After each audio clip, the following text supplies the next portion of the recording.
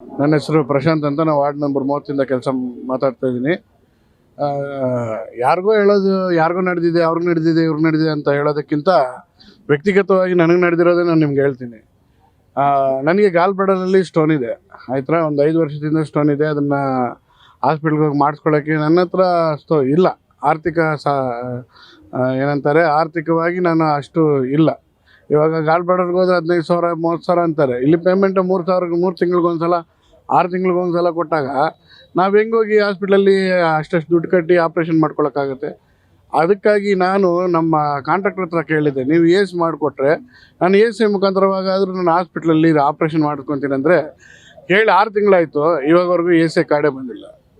ನಾವು ಹೆಂಗೆ ಕೆಲಸ ಮಾಡಬೇಕು ಅದೊಂದು ಆಯ್ತಾ. ಆಮೇಲೆ ಸಂವಿಧಾನದಲ್ಲಿ ಒಂದು ನಿಯಮ ಇದೆ, ಏನಿದೆ ಅಂದರೆ ಯಾವುದೇ ವ್ಯಕ್ತಿ ಎಂಥ ಕೆಲಸ ಮಾಡಿದ್ರು 7 ದಿನದಲ್ಲಿ 6 ದಿನ ಕೆಲಸ ಮಾಡಬೇಕು, 7ನೇ ದಿನ ಅವನಿಗೆ ವಿಶ್ರಮ ಲೀವ್ ಅನ್ನೋದು ಕೊಡಬೇಕು, ರಜೆ ಅನ್ನೋದು ಕೊಡಬೇಕಂತ. ಆದರೆ ನಮ್ಮ ಕಾರ್ಮಿಕರಿಗೆ ಯಾರಿಗೂ ರಜೆನೇ ಇಲ್ಲ. ರಜೆ ಇಲ್ಲದೇ ಇದ್ರೂ ಅಟ್ಲೀಸ್ಟ್ ಬುಧವಾರ ಭಾನುವಾರ ಆದರೂ ಹಾಫ್ ಡೇ ಅನ್ನೋದು ಕೊಡ್ತಾಯಿದ್ರು. ಇವಾಗ ಅದನ್ನು ಕ್ಯಾನ್ಸಲ್ ಮಾಡಿಬಿಟ್ಟವ್ರಂತೆ. ನಾವು ಇದ್ದ 7 ದಿನದಲ್ಲಿ 30 ದಿನ ಪೂರ್ತಿ ಕೆಲಸಕ್ಕೆ ಬರಲೇಬೇಕಂದ್ರೆ ನಾವು ಯಂತ್ರಗಳ ಮನುಷ್ಯರ ಕೇಳ್ತಾ ಇದ್ದೀನಿ. ನಾನಂತೂ 5:30 ಪಕ್ಕ ಅಲ್ಲಿ ಲಾಗಿನ್ ಆಗ್ತೀನಿ ಮೇಡಮ್. 12:30, 1 ಗಂಟೆ, 2 ಗಂಟೆ, 3 ಗಂಟೆ, 4 ಗಂಟೆ ಎಷ್ಟಾಗುತ್ತೋ ಗೊತ್ತಿಲ್ಲ. ಮತ್ತು ಕೆಲಸ ಬಿಟ್ಟು ಬರೋದು ಎಷ್ಟು ಗಂಟೆ ಆಗುತ್ತೋ ನಮಗೆ ಗೊತ್ತಿರಲ್ಲ. ಹೋಗೋ ಟೈಮ್ ಮಾತ್ರ ನಾವು 5:30ಗೆ ಹೋಗ್ತೀವಿ, ಬರೋದು ನಮಗೆ ಟೈಮಿಂಗೇ ಗೊತ್ತಿಲ್ಲ. ಆ ರೀತಿ ಪರಿಸ್ಥಿತಿ ಇದೆ. ಯಾವುದಾದ್ರೂ ಒಂದು ಆಫೀಸ್ಗೆ ಹೋದ್ರೂ ಒಂದು 7 ಗಂಟೆಯಿಂದ 4 ಗಂಟೆಗೆ ಮನೆಗೆ ಬರ್ಬೋದು ಅಂತ ಒಂದು ನಂಬಿಕೆ ಇರ್ತದೆ. ನಮಗೆ ನಂಬಿಕೆಗಳೇ ಇಲ್ಲ, ನಮಗೆ ಸೇಫ್ಟಿ ಇಲ್ಲ, ಆರೋಗ್ಯ ಪರವಾದ ಭದ್ರತೆ ಇಲ್ಲ, ಕೆಲಸದ ಪರವಾಗಿ ಭದ್ರತೆ ಇಲ್ಲ, ಆಮೇಲೆ ಸಂಬಳ ಪರವಾಗಿ ಭದ್ರತೆಗಳಿಲ್ಲ. ಈ ರೀತಿ ಭದ್ರತೆ ಇಲ್ಲದೆ ಜೀವನವನ್ನು ಸಾಗಿಸ್ತಿರುವ 198 ಕಾರ್ಮಿಕರ ಪರವಾಗಿ ಮೊದಲನೇ ಸರಿ ನಾವೆಲ್ಲ ಸೇರಿ ಧ್ವನಿ ಎತ್ತಾ ಇದ್ದೀವಿ. ಸರ್ಕಾರ ನಮಗೆ ಸಹಾಯ ಮಾಡ್ತಂಥ ವಿಶ್ವಾಸನೆ ಇಲ್ಲಿ ನಮ್ಮ ತ್ಯಾಗರಾಜ್ ಅಣ್ಣವರ, ಓಬಳೇಶನವರ ಮುಖಾಂತರವಾಗಿ ನಾವು ಈ ಒಂದು ಧರಣಿಗೆ ಹಮ್ಮಿಕೊಂಡಿದ್ದೇವೆ. ನೀವೆಲ್ಲರೂ ಸಹಕರಿಸಿದ್ರೆ ನಮ್ಮ 198 ವಾರ್ಡಲ್ಲಿರುವ ಎಲ್ಲ ಕಾರ್ಮಿಕರಿಗೂ ಒಳ್ಳೇದಾಗುತ್ತೆ ಅಂತ ನಾನು ಭಾವಿಸ್ತೀನಿ. ಹೌದು, ಆಲ್ರೆಡಿ ತೆಗೆದಾಕಿದ್ರು ಮೇಡಮ್, ಆಲ್ರೆಡಿ ತೆಗೆದಾಕಿದ್ರು. ನಮ್ಮ ಅಣ್ಣನವರೇ ಕರ್ಕೊಂಡೋಗಿ ಮಾತಾಡಿಸಿದ್ದಾರೆ. ಆಮೇಲೆ ಕೆಲಸಕ್ಕೆ 1 ವಾರ ನಾನು ಸುತ್ತಿಸಿದ್ರು, ಕೆಲಸನೇ ಇಲ್ಲ ಅಂತ ಹೇಳ್ಬಿಟ್ಟು ಕಳಿಸಿದ್ರು.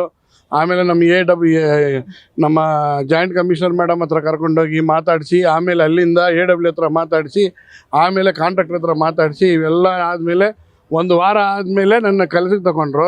ಈ 1 ವಾರ ಪೇಮೆಂಟು ಇಲ್ಲ ನನಗೆ, ಆಬ್ಸೆಂಟ್ ಅಂತ ಬರೆದುಬಿಟ್ಟು ಪೇಮೆಂಟ್ ಕಟ್ ಮಾಡಿದ್ರು. ಇವಾಗ ನಾನು ಬಂದಿಲ್ಲ ಅಂದರೆ ನೀವು ಕಟ್ ಮಾಡಬೇಕು. ತೆಗೆದಾಕಿದ್ದಕ್ಕೆ ನಂದೇನು ಕಟ್ ಮಾಡ್ತೀರಾ ಅಲ್ವರಾ?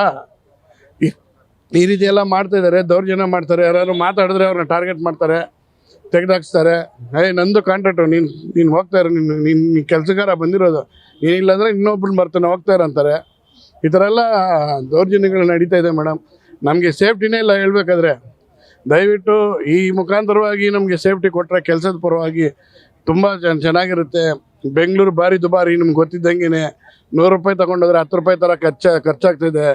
ಇವಾಗ 16,000 15,000 ಪೇಮೆಂಟ್ ತೊಗೊಂಡು ನಾವು ಹೆಂಗೆ ಬಾಳಬೇಕು, ನಮ್ಮ ಮಕ್ಕಳಿಗೆ ಹೆಂಗೆ ವಿದ್ಯೆ ಕೊಡಬೇಕು, ಅವ್ರ ಜೀವನ ಹೆಂಗೆ ಸಾಗಿಸ್ಬೇಕು, ಅವ್ರಿಗೆ ಹೆಂಗೆ ಭವಿಷ್ಯತ್ತು ಕೊಡಬೇಕು.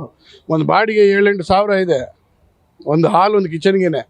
ನಾವೇನು ಮೇಡಮ್ ಬದುಕೋಕ್ಕಾಗುತ್ತೆ? 2 ತಿಂಗಳು 3 ತಿಂಗಳಿಂದ 6 ತಿಂಗಳಿಂದ ಪೇಮೆಂಟ್ ಇಲ್ಲಾಂದರೆ ಅವ್ರಿಗೆ ಬಾಡಿಗೆ ಹೆಂಗೆ ಕಟ್ಟೋದು? ಬಾಡಿಗೆ ಮನೆಯವರು ಹೊರಗಡೆ ಹೋಗಿ ಅಂತ ಇದ್ದಾರೆ. ನಾವು ಸಮಾಜಕ್ಕೆ ಸೇವೆ ಮಾಡಿ ನಮ್ಮ ಕುಟುಂಬನ ರಸ್ತೆಯಲ್ಲಿ ಬಿಡಬೇಕಾ ಹೇಳಿ? ನೀವೇ ನ್ಯಾಯ ಹೇಳಿ. ನಾವು ಕೇಳೋದ್ರಲ್ಲಿ ತಪ್ಪಿದರೆ ನೀವೇನಾದರೂ ಹೇಳಿ, ನಾವು ತಲೆ ಬಗ್ತೀವಿ. ನಾವು ಕೇಳೋದ್ರಲ್ಲಿ ನ್ಯಾಯ ಇದ್ದಿದ್ರೆ, ಮನಸ್ಸಿದ್ರೆ ನಮಗೆಲ್ರಿಗೂ ಒಂದು ನ್ಯಾಯ ಒದಗಿಸ್ಬೇಕಂತ ಈ ಮುಖಾಂತರವಾಗಿ ಕೇಳ್ತಾ ಇದ್ದೀವಿ.